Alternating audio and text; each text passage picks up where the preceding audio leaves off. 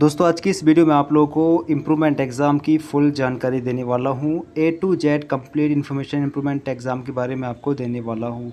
जैसे कि improvement exam कौन कौन भर सकता है, इम्प्रूवमेंट एग्ज़ाम कितनी बार दे सकते हैं, कितनी सब्जेक्ट में इम्प्रूवमेंट एग्ज़ाम दिया जा सकता है, इम्प्रूवमेंट एग्ज़ाम के फॉर्म कब आते हैं, इम्प्रूवमेंट एग्ज़ाम कब होता है, इम्प्रूवमेंट एग्ज़ाम का रिजल्ट कब आता है, इम्प्रूवमेंट एग्ज़ाम से जुड़ी ए टू जेड कंप्लीट जानकारी आपको इस वीडियो के माध्यम से हम देने वाले हैं। उम्मीद है कि इस वीडियो को देखने के बाद में आपको कोई और वीडियो देखने की ज़रूरत नहीं पड़ेगी। कंप्लीट जानकारी आपको इस वीडियो के माध्यम से इम्प्रूवमेंट एग्ज़ाम के बारे में मिल जाएगी। तो चलिए फ्रेंड्स शुरू करते हैं वीडियो को। तो स्क्रीन पर आप लोग ध्यान देंगे improvement exam full information A to Z. तो सबसे पहले तो मैं आप लोग को बता दूं कि हम बात कर रहे हैं बीए, बीएससी, बीकॉम और आपका एमए, एमएससी, एमकॉम। ठीक है। तो दोस्तों सबसे पहली चीज़ कि इम्प्रूवमेंट का एग्ज़ाम कौन कौन दे सकता है। तो इम्प्रूवमेंट का जो एग्ज़ाम है ऐसे छात्र दे सकते हैं जो किसी सब्जेक्ट में फ़ेल हो गए हों या फिर जिनको अपने नंबरों को बढ़ाना हो, ऐसे छात्र इम्प्रूवमेंट एग्ज़ाम दे सकते हैं। या तो आप फ़ेल हो गए हों या आप पास हों, केवल नंबर बढ़ाना चाहते हों, तब भी आप लोग इम्प्रूवमेंट एग्ज़ाम दे सकते हैं। देखिए मैं आप लोग बता दूं, कुछ यूनिवर्सिटीज़ में फ़ेल होने पर बैक का एग्ज़ाम होता है। ठीक है।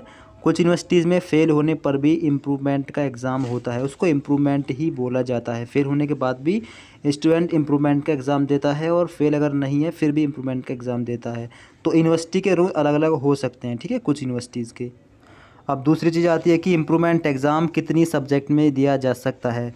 तो इम्प्रूवमेंट एग्ज़ाम केवल और केवल एक ही सब्जेक्ट में दिया जा सकता है। अब एक सब्जेक्ट के आपके अगर 2 पेपर होते हैं तो दोनों का इम्प्रूवमेंट एग्ज़ाम होगा, 3 पेपर होते हैं तो तीनों का इम्प्रूवमेंट एग्ज़ाम अलग अलग डेट में होगा। ठीक है। तो आपके पास जितनी भी सब्जेक्ट हैं उसमें से केवल एक सब्जेक्ट में इम्प्रूवमेंट का एग्ज़ाम दिया जा सकता है। एक सब्जेक्ट के जहाँ जितनी पार्ट हों सभी का इम्प्रूवमेंट एग्ज़ाम होगा। अब अगर आप लोग किसी एक सब्जेक्ट में फ़ेल हो जाते हो, सब सब्जेक्ट में से किसी एक सब्जेक्ट में फ़ेल हो जाते हो या फिर आपको किसी एक सब्जेक्ट में अपने नंबरों को बढ़ाना हो, तो आप लोग इम्प्रूवमेंट का एग्ज़ाम दे सकते हो। ठीक है। अब अगला क्वेश्चन आता है कि इम्प्रूवमेंट एग्ज़ाम कितनी बार दिया जा सकता है। तो देखिए इम्प्रूवमेंट का जो एग्ज़ाम है हर साल दिया जा सकता है। अगर मान लीजिए आपका 3 साल का कोर्स है तो आप लोग तीनों ही साल में इम्प्रूवमेंट का एग्ज़ाम दे सकते हो अलग अलग। ठीक है। एक साल में एक बार इम्प्रूवमेंट का एग्ज़ाम होगा, तीनों ही साल में आप लोग इम्प्रूवमेंट का एग्ज़ाम दे सकते हो नंबर बढ़ाने के लिए भी, और अगर फेल हो जाते हो एक सब्जेक्ट में तब भी इम्प्रूवमेंट का एग्ज़ाम दे सकते हो। ठीक है। अब एक और बहुत ही ज़्यादा पूछा जाने वाला क्वेश्चन ये आता है कि इम्प्रूवमेंट का एग्ज़ाम जो है कितने साल के बाद तक दिया जा सकता है। तो देखिए इसके बारे में काफ़ी डाउट हैं कि इम्प्रूवमेंट का एग्ज़ाम कितने साल बाद तक दिया जा सकता है। हमारे अकॉर्डिंग इम्प्रूवमेंट का जो एग्ज़ाम है वो केवल उसी साल दिया जा सकता है जिस साल आपने उस ईयर के मेन एग्ज़ाम दिए हैं, उसी साल आप लोग इम्प्रूवमेंट का एग्ज़ाम दे सकते हो। जैसे कि मान लीजिए आप लोगों ने इस साल के मेन एग्ज़ाम अटैम्प्ट किए हैं तो आप लोग इस साल के लिए इम्प्रूवमेंट का एग्ज़ाम दे सकते हो। अगर आप लोगों ने पिछले साल के मेन एग्ज़ाम अटैम्प्ट किए थे, मतलब आपने पिछले साल अपना ईयर पास किया था, तो आप लोग इस बार के इम्प्रूवमेंट एग्ज़ाम नहीं दे पाओगे। क्योंकि दोस्तों हमने खुद ट्राई किया है, हमने 2 साल के बाद में इम्प्रूवमेंट का एग्ज़ाम फॉर्म भर कर देखा तो हमारा फॉर्म ओपन नहीं हो पाया। ठीक है। तो और बाकी आप लोग कॉलेज में मालूम कर सकते हैं कि 2-3 साल के बाद में इम्प्रूवमेंट एग्ज़ाम दे सकते हैं या फिर नहीं दे सकते। हमारे अकॉर्डिंग आप नहीं दे सकते हो। अब एक और क्वेश्चन आता है कि इम्प्रूवमेंट के एग्ज़ाम में कितने नंबर तक बढ़ाए जा सकते हैं। मान लीजिए कि आप लोगों के 35 नंबर थे 100 में से, आप लोग पास हैं। ठीक है। अब अगर आप लोग अच्छा पेपर करते हो तो आपके 35 नंबर भी बढ़ सकते हैं, ज़्यादा भी बढ़ सकते हैं, इसकी कोई लिमिट नहीं है। ठीक है। कितने भी नंबर आप लोग बढ़ा सकते हो तैयारी करके। अब बात करें कि इम्प्रूवमेंट का एग्ज़ाम कौन कौन सी सब्जेक्ट में दिया जा सकता है। तो देखिए इम्प्रूवमेंट का जो एग्ज़ाम है आपकी जो मेन सब्जेक्ट होती हैं, सब्जेक्टिव वाली, रिटेन वाली, उन सभी सब्जेक्ट में दिया जा सकता है। इसके अलावा आपकी जो स्पोर्ट्स एंड फिजिकल एजुकेशन की सब्जेक्ट होती है और जो आपकी इन्वायरमेंट की सब्जेक्ट होती है, इनमें भी इम्प्रूवमेंट का एग्ज़ाम दिया जा सकता है। अगर आपका स्पोर्ट्स का पेपर या इन्वायरमेंटल साइंस का पेपर क्लियर नहीं होता है तब भी आपको इम्प्रूवमेंट का एग्ज़ाम देना होगा। ठीक है। आई होप कि आपके सारे डाउट्स क्लियर हो गए होंगे। इम्प्रूवमेंट का एग्ज़ाम कौन दे सकता है, तो हर वो स्टूडेंट जो किसी एक सब्जेक्ट में फ़ेल हो गया हो या किसी भी सब्जेक्ट में उसको नंबर बढ़ाने हैं, हर वो स्टूडेंट इम्प्रूवमेंट का एग्ज़ाम दे सकता है। किसी भी एक सब्जेक्ट में इम्प्रूवमेंट का एग्ज़ाम दिया जा सकता है। ठीक है। और हर साल इम्प्रूवमेंट का एग्ज़ाम दिया जा सकता है। अब एक और चीज़ आप लोग सभी स्टूडेंट ध्यान से समझेंगे। देखिए, एक तरफ है आपके यूजी कोर्सेज यानी बीए बीएससी बीकॉम, और एक तरफ है आपके पीजी कोर्सेज यानी एमए एमएससी एमकॉम।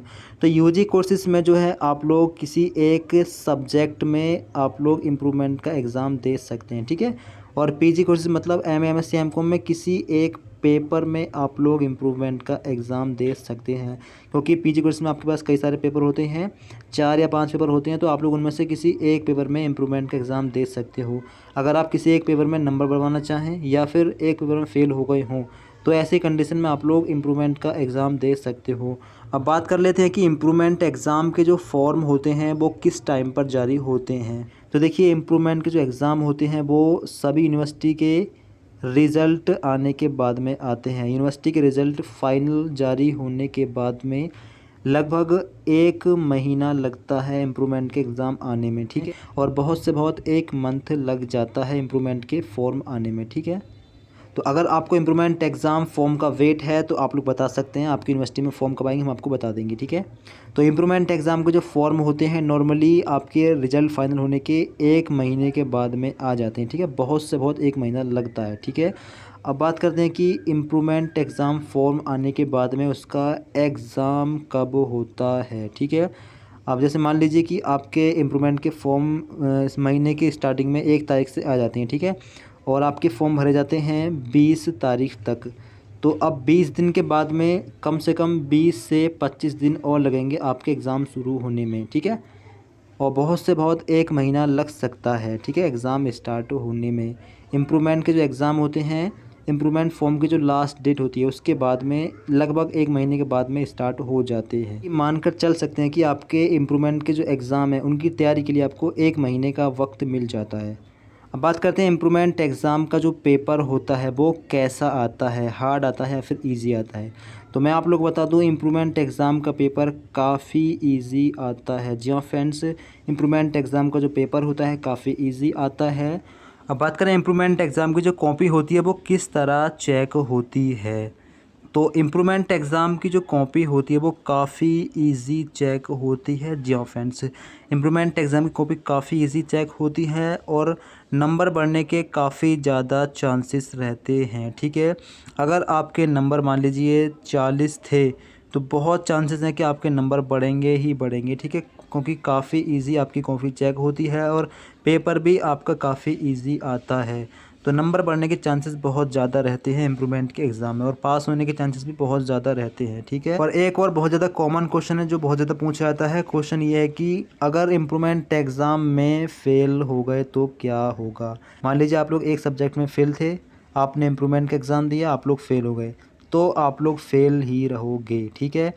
और अगर आप लोग इम्प्रूवमेंट एग्ज़ाम में पास थे, केवल नंबर को बढ़ाने के लिए आप लोग इम्प्रूवमेंट एग्ज़ाम दे रहे थे, तो आप लोग पास ही रहोगे, ठीक है। आप लोग इम्प्रूवमेंट एग्ज़ाम में पास थे, नंबर बढ़ाने के लिए इम्प्रूवमेंट एग्ज़ाम दे रहे थे और इम्प्रूवमेंट एग्ज़ाम में आप लोग फ़ेल हो गए, मतलब पास लाख आप लोग आपके नंबर नहीं आए, तो आप लोग पास ही रहोगे, ठीक है। इम्प्रूवमेंट एग्ज़ाम में अगर आप लोग फ़ेल हो जाते हो तो आपके पहले वाले मार्क्स जो हैं वैलिड रहते हैं, ठीक है।